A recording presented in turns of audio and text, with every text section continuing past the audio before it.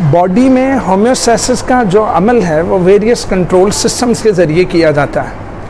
Various control systems, for example अगर मुझे गर्मी लग रही है तो मेरे स्किन में मौजूद स्वेट ग्लैंड्स जो हैं वो एकदम स्वेट प्रोड्यूस करेंगे। स्वेट प्रोड्यूस करने से क्या होगा कि मेरे जिस्म के ऊपर, मेरी स्किन के ऊपर वाटर की एक लेयर बनेगी, फिर उस वाटर ने इवेपोरेट भी होना है। तो आप सबको पता है कि इवेपोरेशन कॉजेज़ कूलिंग इफ़ेक्ट। वो पानी ठीक ठाक मेरी बॉडी की हीट को एब्जॉर्ब करके इवेपोरेट होगा। जब वो इवेपोरेट होगा तो मेरी बॉडी ठंडक महसूस करेगी। तो जी हाँ, ये सारा अमल किसी कंट्रोल सिस्टम के तहत हुआ। उस कंट्रोल सिस्टम का एक इफेक्टर ऑर्गन था स्वेट ग्लैंड। तो कंट्रोल सिस्टम्स होम्योस्टैसिस को कराने में मदद देते हैं।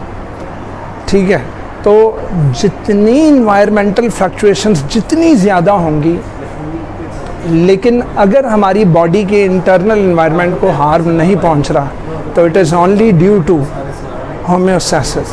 तो wider the environmental fluctuations, due to homeostasis there is narrow internal fluctuation.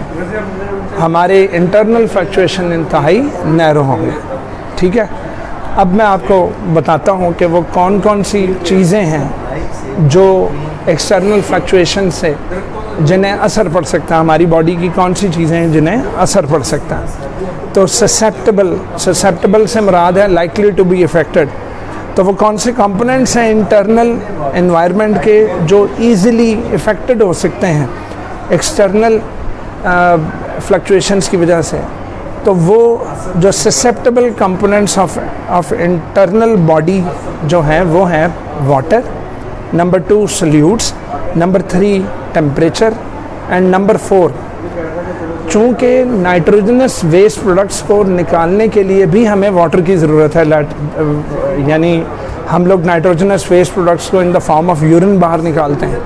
तो अगर हम में पानी की कमी हो गई तो फिर नाइट्रोजनस वेस्ट को हम किस तरह बाहर निकालेंगे? फिर निकालने का ज़रिया कोई नहीं। तो नाइट्रोजनस वेस्ट मटेरियल्स को निकालने के लिए भी हमें वाटर की ज़रूरत है। तो अगर एक्सटर्नल फ्लक्चुएशंस हमारे वाटर को डिस्टर्ब कर सकती हैं तो ऑब्वियसली हमारे नाइट्रोजनस वेस्ट भी हमारी बॉडी में एक्यूमुलेट हो सकते हैं। तो जनाब, number 1 water, number 2 solutes, number 3 temperature, number 4 mechanism of getting rid of nitrogenous waste. Nitrogenous waste हमारी बॉडी के लिए बड़े हार्मफुल हैं। तो अगर पानी में कमी आ गई तो नाइट्रोजनस वेस्ट को भी बाहर नहीं निकाला जा सकता।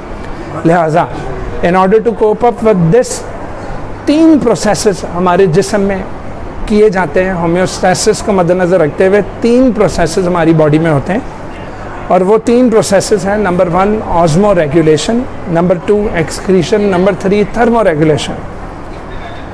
ऑस्मो रेगुलेशन क्या है कि अगर जिस्म में सॉल्यूट्स की कमी हो रही है या जिस्म के अंदर सॉल्यूट्स की ज़्यादती हो रही है या जिस्म में पानी की कमी हो रही है या पानी की ज़्यादती हो रही है, तो एनवायरनमेंट के साथ सॉल्यूट्स और पानी का लेन देन किया जाता है। इन्वायरमेंट के साथ पानी और सॉल्यूट्स का लेन देन किया जाता है। यानी कि सॉल्यूट्स यहाँ तो बाहर निकाले जाते हैं अगर अंदर ज़्यादा हो गए, और अगर अंदर सॉल्यूट्स की कमी हो रही है तो बाहर से इनटेक किया जाएगा। इसी तरह अगर जिस्म में पानी की कमी हो गई है तो एक्सटर्नल इन्वायरमेंट से पानी ले लिया जाएगा, और अगर पानी की ज़्यादती हो रही है जिस्म में तो एक्सटर्नल इन्वायरमेंट में निकाल दिया जाएगा। तो ऑस्मो रेगुलेशन की डेफिनेशन क्या हो गई कि मैकेनिज़्म ऑफ रेगुलेशन, रेगुलेशन कहते हैं कंट्रोल को, mechanism of regulation of solute concentration and gain or loss of water between organism and external environment, between organism and internal and external environment. Got it? So mechanism of regulation of solute concentration and gain or loss of water between the organism and its external environment is called osmo regulation. तो osmo regulation में salts और water का लेन then किया जाता है organism और external environment के दरमियान। अगली है जी एक्सक्रीशन। तो व्हाट इज़ एक्सक्रीशन? तो एक्सक्रीशन है मेटाबॉलिक वेस्ट को जिस्म से बाहर निकालना है। मेटाबॉलिज्म में 2 किस्म के प्रोडक्ट्स बनते हैं। एक वो प्रोडक्ट्स जिनकी जिस्म को ज़रूरत होती, और एक ऐसे प्रोडक्ट्स बनते हैं जो बिल्कुल फालतू होते हैं, उन्हें बाय प्रोडक्ट्स कहते हैं। अब बाय प्रोडक्ट्स 2 किस्म के होते हैं, या तो हार्मफुल नहीं होंगे या हार्मफुल होंगे। तो ज़्यादातर मेटाबॉलिक वेस्ट में जो नाइट्रोजनस वेस्ट प्रोडक्ट्स होते हैं वो वेरी टॉक्सिक होते हैं बॉडी के लिए, वो जिस्म को मार सकते हैं। पहले फॉलेज का अटैक होगा, यानी कि आप कह लें कि ब्रेन डेड हो सकता है मेटाबॉलिक वेस्ट के ज़रिए, कन्वल्जन्स हो सकती हैं बॉडी के अंदर, तो ब्रेन और स्पाइनल कॉर्ड को ले दे जाती है नाइट्रोजनस वेस्ट। तो नाइट्रोजनस वेस्ट को जिस्म से बाहर निकालना एक्सक्रीशन है। लेकिन अगर मैं वाइड रेंज में इसकी डिफ़ाइन करूं तो वाइड रेंज की डेफिनेशन यही होगी कि getting rid of metabolic waste, specially nitrogenous waste from the body, is called what? Excretion. तो mechanism which eliminates nitrogenous waste is called what? Excretion. और तीसरा जो मैकेनिज्म होम्योस्टैसिस का किया जाता है हमारे जिस्म में, वो थर्मो रेगुलेशन। थर्मो का मतलब टेम्परेचर है, रेगुलेशन का मतलब कंट्रोल करके रखना। अब जिस्म में देखें, हमारी बॉडी में अगर मैं ह्यूमंस की बात करूं तो 37 डिग्री सेंटीग्रेड हमारा ऑप्टिमम टेम्परेचर है जिस पर हमारे एंजाइम्स अपना मैक्सिमम काम करते हैं।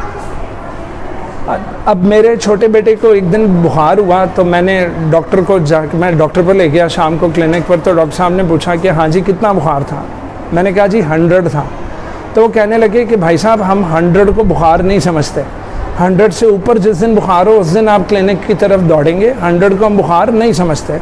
100 डिग्री फ़ारेनहाइट एक टॉलरेबल टेम्परेचर है।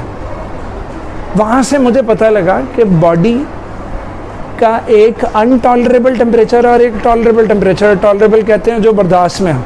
तो याद रखें, ह्यूमन बॉडी का टॉलरेबल रेंज जो है वो 36 डिग्री सेंटीग्रेड से 38 डिग्री सेंटीग्रेड है, जबकि बॉडी ज़्यादातर इसकी एवरेज 37 डिग्री सेंटीग्रेड पे रहती है। तो थर्मो रेगुलेशन जिस्म के टेम्परेचर को फिक्स रखने का नाम नहीं है कि 37 पे फिक्स रखा जाए। थर्मो रेगुलेशन है एक रेंज में रखना, 36 डिग्री सेंटीग्रेड से 38 डिग्री सेंटीग्रेड के दरमियान रहना है। तो थर्मो रेगुलेशन की अगर मैं डेफिनेशन करूं तो ये है कि maintenance of internal temperature with in a tolerable range. अब 36 डिग्री सेंटीग्रेड से नीचे अगर जाएं तो एंजाइम्स की एक्टिविटी बहुत ज़्यादा कम हो जाएगी, और अगर हम 38 डिग्री सेंटीग्रेड से ऊपर चले जाएं तो एंजाइम डीनेचर हो सकते हैं। तो पता ये लगा कि टॉलरेबल रेंज जो है वो 36 डिग्री सेंटीग्रेड से 38 डिग्री सेंटीग्रेड के दरमियान है। तो थर्मो रेगुलेशन की डेफिनेशन क्या हो गई फिर? थर्मो रेगुलेशन की डेफिनेशन होगी कि maintenance of internal temperature with in a tolerable range, despite कहते हैं बावजूद इसके, डिस्पाइट कि आपके एक्सटर्नल एनवायरनमेंट में टेम्परेचर बहुत ज़्यादा है, यानी कि बहुत ज़्यादा गर्मी, या बाहर बहुत ज़्यादा सर्दी हो गई, लेकिन उस गर्मी और सर्दी के मुकाबले में अपने जिस्म को एक टॉलरेबल रेंज में रखना, अपने जिस्म को एक टॉलरेबल रेंज की मैं बात कर रहा हूँ। होम्योस्टैसिस फिक्स रखने की बात नहीं करती। इंटरनल फ्लक्चुएशंस होती हैं, लेकिन एक रेंज में एक लोअर लिमिट तय कर ली जाती है, एक अपर लिमिट तय कर ली जाती है। बस उसी लोअर और अपर लिमिट के अंदर रहना है।